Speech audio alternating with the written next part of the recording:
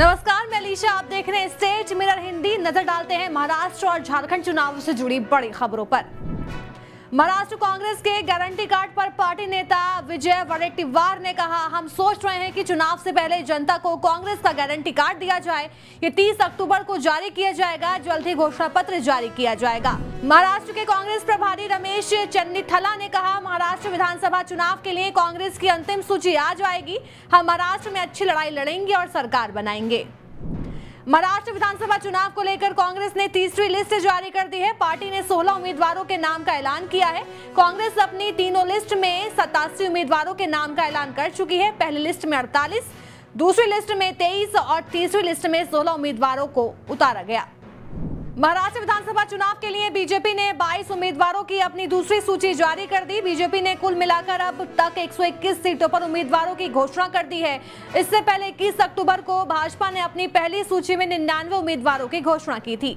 महाराष्ट्र में नामांकन के लिए सिर्फ 48 घंटे शेष। एमवीएस सीटों की घोषणा और गठबंधन को लेकर पेच फंसा। अभी तक फाइनल नहीं हो पाया है दोनों ही गठबंधन में सीटों का बंटवारा। समाजवादी पार्टी के राष्ट्रीय अध्यक्ष ने कहा कि सीट शेयरिंग का फैसला हमारी पार्टी के प्रदेश अध्यक्ष ही करेंगे। अगर वो हमें गठबंधन में नहीं रखना चाहते हैं तो हम वही चुनाव लड़ेंगे जहां हमारी पार्टी को वोट मिलेगा, या फिर संगठन पहले ही काम कर रहा है ताकि गठबंधन को नुकसान ना हो। बीजेपी के राष्ट्रीय प्रवक्ता शहजाद पूनावाला ने महाराष्ट्र चुनाव पर कहा, कांग्रेस से पूछे बिना समाजवादी पार्टी यूपी में 9 सीटों पर चुनाव लड़ रही है और अब कांग्रेस महाराष्ट्र में इसका बदला लेने की कोशिश कर रही है। एमवीए महाविकास अघाड़ी नहीं बल्कि महाविभाग अघाड़ी है। कोई मिशन नहीं है, सब साथ है उनकी महत्वाकांक्षाओं के लिए। महाराष्ट्र विधानसभा चुनाव के लिए शरद पवार की पार्टी एनसीपी ने उम्मीदवारों की एक और लिस्ट जारी की है। पार्टी ने इस लिस्ट में 22 उम्मीदवारों के नाम जारी किए। एनसीपी कांग्रेस और उद्धव ठाकरे की अगुवाई वाली शिवसेना के साथ गठबंधन में चुनाव लड़ रही है। झारखंड विधानसभा चुनाव के लिए मीरा ने चुनावी हलफनामे के अनुसार कुल संपत्ति 14 करोड़ 90 लाख बताई है। 9 करोड़ 1 लाख की चल और 3 करोड़ 5 लाख की अचल संपत्ति का जिक्र किया है। कांग्रेस ने एक बार फिर झारखंड के बड़कागांव सीट से अंबा प्रसाद को बनाया उम्मीदवार।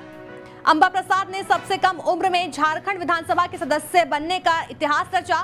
2019 के चुनाव में जीत के साथ बनाया था रिकॉर्ड। केंद्रीय मंत्री शिवराज सिंह चौहान ने कांग्रेस नेता और झारखंड के मंत्री इरफान अंसारी पर निशाना साधा। दरअसल इरफान अंसारी ने भाजपा नेता सीता सोरेन पर आपत्तिजनक बयान दिया था। उन्होंने कहा कि ये न केवल सीता सोरेन का अपमान है बल्कि पूरी झारखंड की महिलाओं का अपमान है। झारखंड के अपर मुख्य निर्वाचन अधिकारी डॉक्टर नेहा अरोड़ा ने कहा है कि विधानसभा चुनाव के दौरान राजनीतिक दलों और प्रत्याशियों को किसी की भावना आहत करने वाले बयान से बचना चाहिए। ऐसा बयान आदर्श चुनाव आचार संहिता का उल्लंघन है। इसके खिलाफ प्राथमिकी दर्ज कर कार्रवाई होगी।